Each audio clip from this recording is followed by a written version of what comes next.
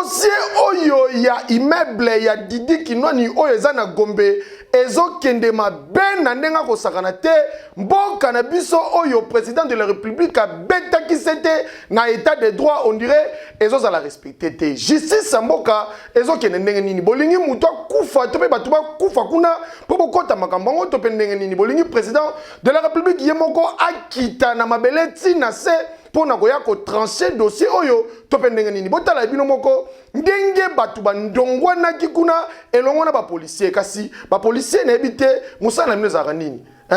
kobatela biloko ya peuple to pe koya ko détruire peuple na biloko na ye boye pasi makasi car le bongi asala kiwana tolana tambola na mokili yomo na makambo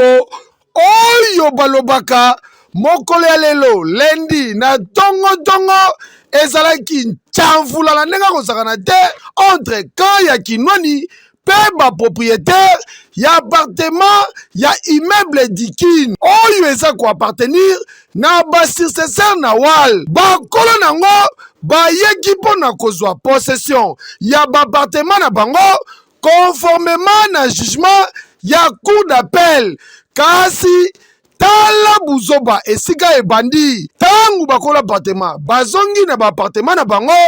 minute kaka muke boye la police ekiti pona kotia chamvula kobimisa lisusu bakolo esika na kotala kaka na misu boye makambo ya police ebandi kosala oyo seke baza corrompi tala makambo bazosala est-ce que ça l'a vraiment boye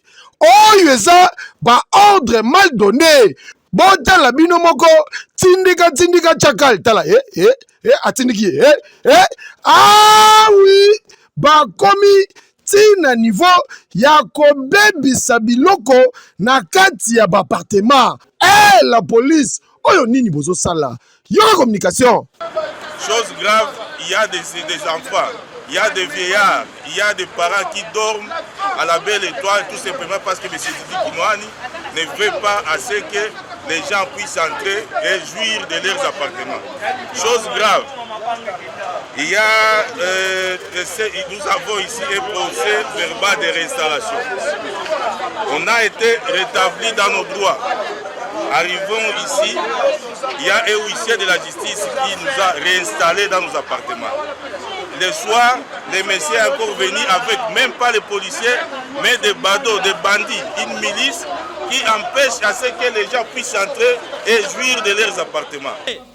Mais c'est qui nous a dit que ça va misser bongo quoi yazate. Le roi Leki no azaso qui n'a ni ndenge tozoyoka, il y a chef de l'État, il y a pas que chef de l'État alinga makambu oyote. Je ne pense pas que le président public, garant du bon fonctionnement des institutions, peut appeler un colonel pour sursoir le dossier d'un immeuble Moboy. Mais non, dit ça va, non?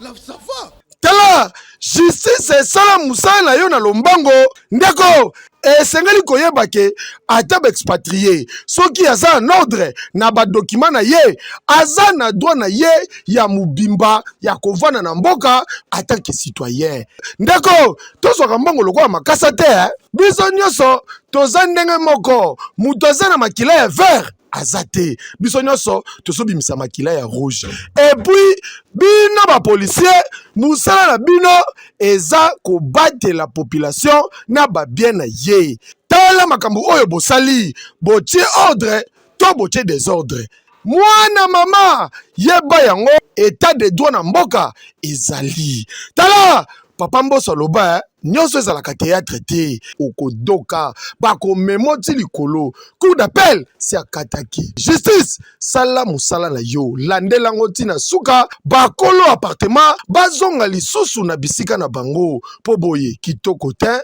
epesi yango te goûte toi na mboka état de droit te heke yo oui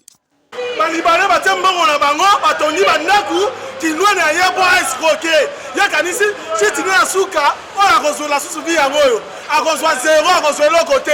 aza boyibi Kinwani